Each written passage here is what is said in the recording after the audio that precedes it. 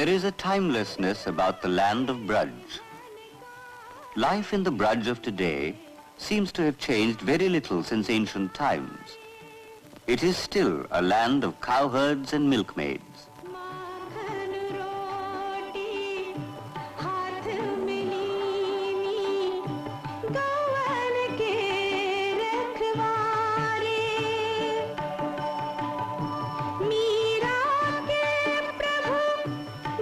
It was in Braj that Lord Krishna was born. When Krishna was small, he was a great stealer of butter, a fact which he outrageously denied.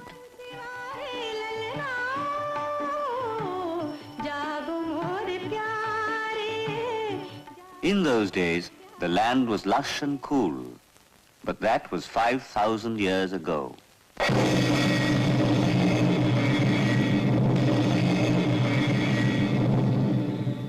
The land of Braj, which is at most 200 miles across, is not merely a geographical entity.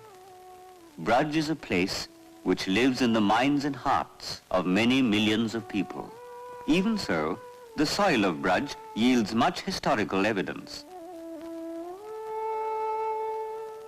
Buddhism flourished here, as did Jainism. Indeed, Braj is invariably associated with faith and divinity and spiritual ecstasy. The spirit of Braj has withstood the ravages of time and of conquerors.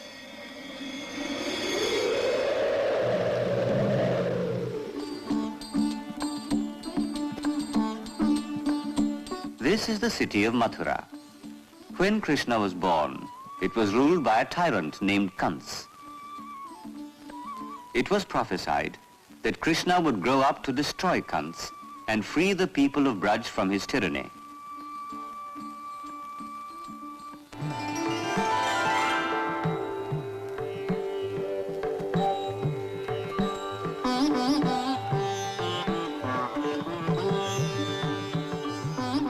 It is said that bhakti, the way of devotion, was born in the south and then spread to the rest of India.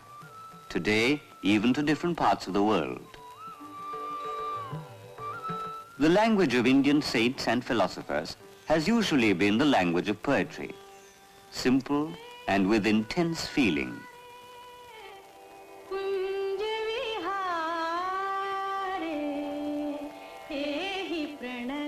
In the forest of Vrindavan lived Swami Haridas, saint, poet, musician, guru of the great classical singer Tansen.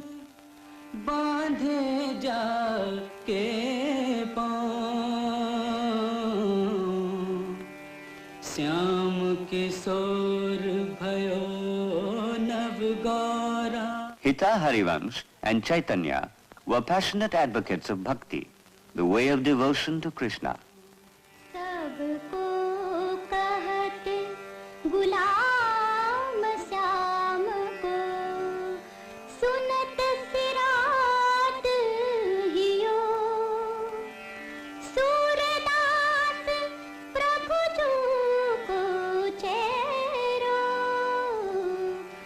In the popular mind, no one is as devoted to Krishna as Meera.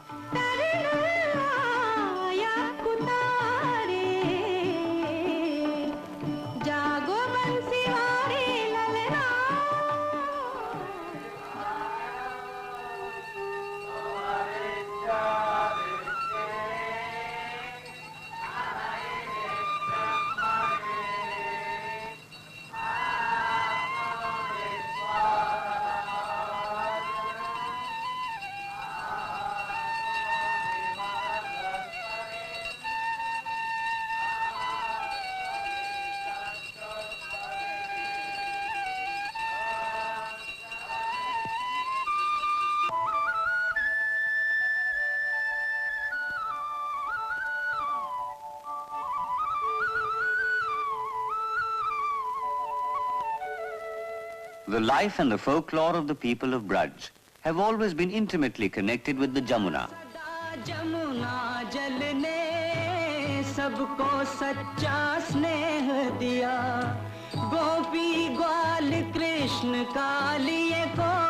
सदा ही जीवन दान दिया। बदल गए अब दृश्य सभी, गोकुल मथुरा भी सूना। मगर न बदले बहती जाए नीले रंग की जमुना रे। बनती मिटती कथा अनेकों कहती जाए जमुना रे। युगों युगों से खेल खेलती बहती जाए Jamuna.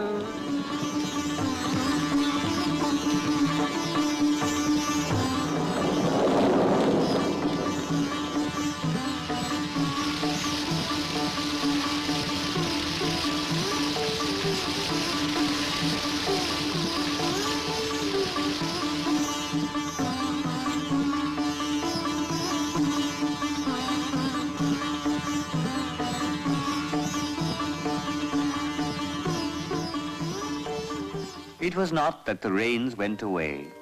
The rains stood aside and paused to watch the birth of Krishna.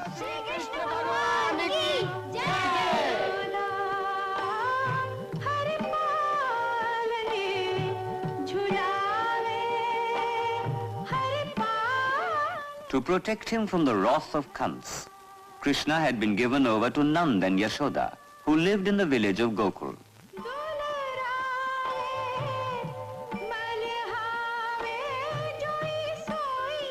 There are many songs and stories which tell of Krishna's pranks and mischief. This human quality makes him an appealing figure to most mothers.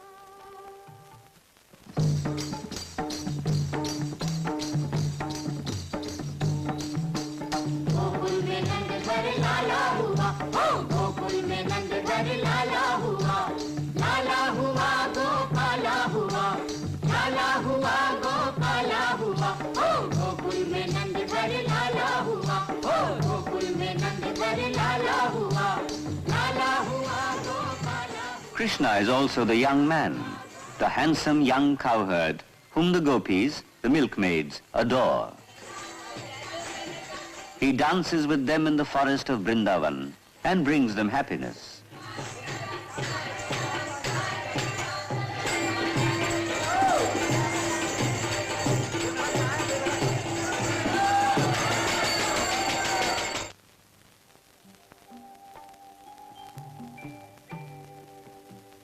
There comes a time when Krishna must leave.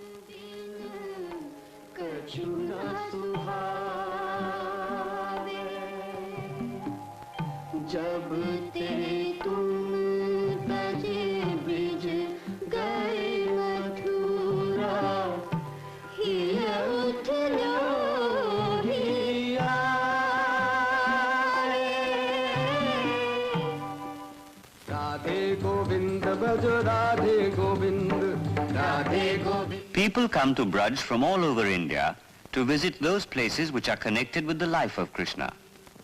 This pilgrimage is called the Parikrama.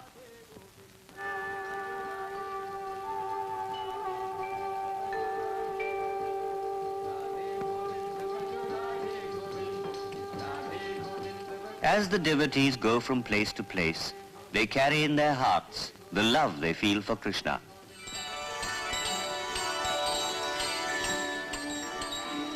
Not only Krishna the child, Krishna the symbol of youth, Krishna the man of the people, but Lord Krishna, of all the gods, the most human, born in Braj, immortalizing Braj. For those who come on this pilgrimage, the Parikrama, even the soil of Braj is sacred.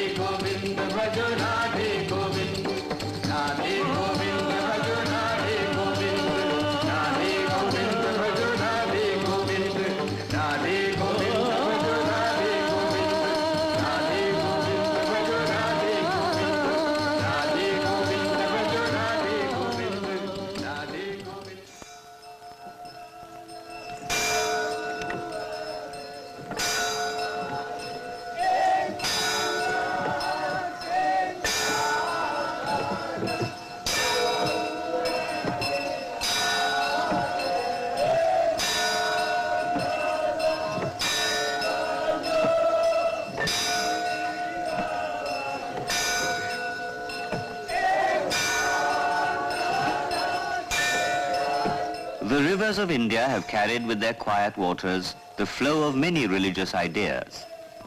Into the sometime darkness of the mind comes the light of spiritual truth, Deepavali, Diwali, the festival of lights.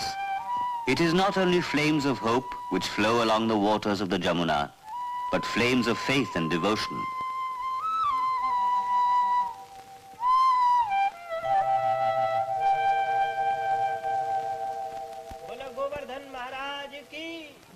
There is a day set aside by women only for their brothers, Bhaiya Dooj, a day on which sisters bless their brothers, and brothers renew their promise to protect and love their sisters always.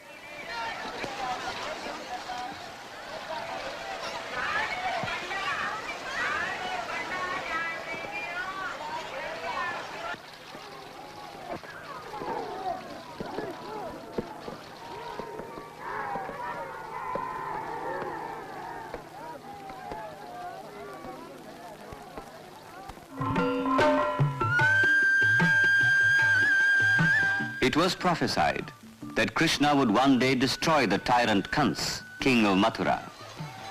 The prophecy was fulfilled, and Krishna's victory is celebrated in Braj to this day.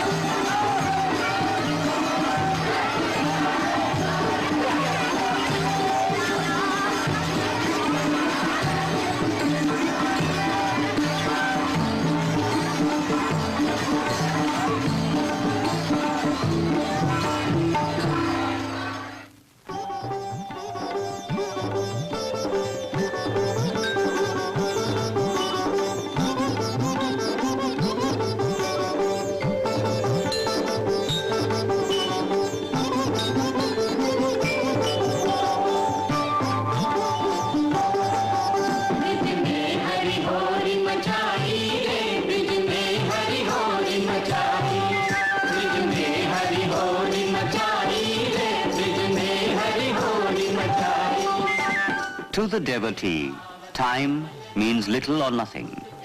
What is vital is the timeless love for Krishna. The centuries come and go, empires rise and fall, the Jamuna flows on, and so does faith and love for Krishna. A devotion that is imperishable. To think of Krishna is to think of the excitement and the joy of spring, of living and loving. Gone is the winter of doubt, the winter of despair. Spring is here, and Krishna laughs and loves in waves of color.